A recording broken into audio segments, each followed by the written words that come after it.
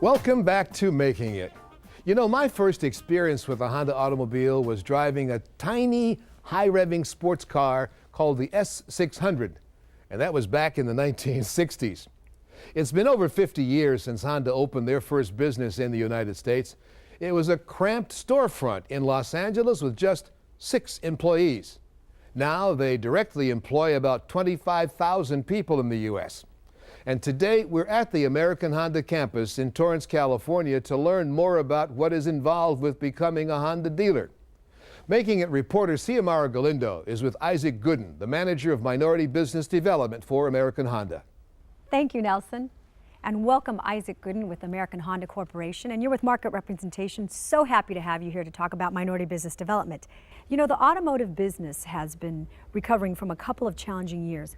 What have the Honda dealers done to adjust to the changing marketplace? Yeah, you're right. The past couple of years have been very challenging. We find that our Honda dealers have taken a very aggressive approach in looking at their expenses, controlling their expenses closely, looking at their personnel and ensuring that they're maximizing the potential and the opportunity their employees have from the standpoint of throughput.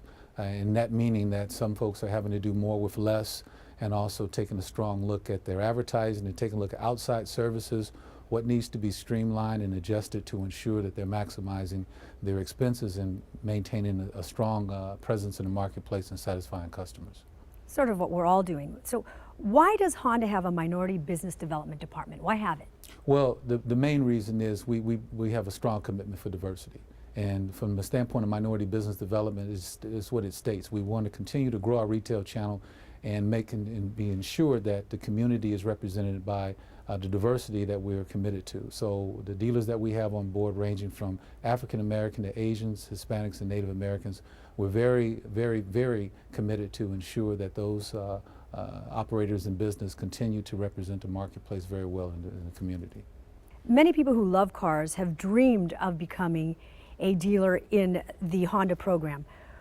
What are the 3 most important qualifications that you look for in a person that wants this? That's a great question. Number 1 is experience, and I want to elaborate that a little bit. A lot of folks will want to be a car dealer, feel, well, I sell a lot of cars and I'm ready to be a car dealer, and in actuality that's only one facet. We're looking for someone that has general manager experience at the bare minimum. They understand the full operations of a dealership, sales, service, parts, operations, which is extremely important, not just selling a car, but ensuring that they're satisfying the customer in the long run. So that's number 1, being a general manager, at least that capacity. Number 2 is capital, money. It is required that they have access to funding from a credit standpoint, as well as have liquid capital available, because to run and operate a dealership, it requires a significant amount of money to ensure that that it's being properly operated within the community. And then 3rd is perseverance. What I mean by that is it's a tough business. You know, it's high on a lot of folks' wish list to want to get in, but it takes a lot of work, and the opportunities are far and few in between, but they do exist, so you want to persevere to provide an opportunity for you to get into the business. Great. What expectations should a potential dealer have about the time and money that must be invested before they sell their first vehicle? Well, see, let me give you an example. If a dealer is looking to, let's say, be awarded an open point, and that's a new point, and we can potentially say it's anywhere in the United States, they're going to be required to have a certain amount of land that they have to secure. Location is extremely important. Let's say they'll need to have at least 3 acres. 3 acres could cost you anywhere between $500,000 to $1 million, if not more, depending upon the location. So that's number 1. Number 2 is you have to construct a building. And our minimum requirements are based upon the size of the dealership and how much volume can be sold. So let's say it's 30,000 square feet. It's going to cost you probably another $3 million.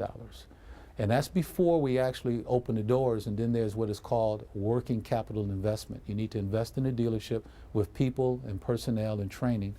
And that's, let's say, an additional $500,000, or if not $1 million. So we're probably north of $6–7 million, either in direct capital or in credit that's required before you can open the door and start your business. Wow, they got to think about it. So for your dealers, what guidance and support do you offer on an ongoing basis to help them continuing to develop their business? You don't just dump them out there and run away. Not at all. Once our dealers have been assigned a location and have been opening their doors for business, We have ongoing field contacts that directly visit our dealers, not by phone, but direct contact to support them in their sales, service, parts, and finance operations. These ladies and gentlemen are very well qualified to support the dealer's personnel to ensure that they are in fact adhering to processes to help grow their business.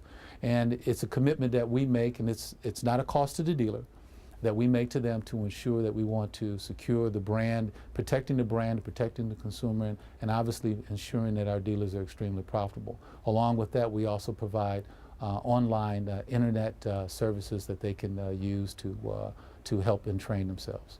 It's a commitment and you better want it. You better want it. Isaac Gooden, thank you so much for being here today. Thank you. I hope you learned what you wanted to know about becoming a Honda dealer. That was Xiomara Galindo speaking with Isaac Gooden. You know, Honda itself was a small business that rose to become a big business on the vision of its founder, Mr. Honda. You and your business also have great potential. At Making It, we believe that small business is one of the most important threads in the fabric of America. Thank you so much for joining us. I'm Nelson Davis.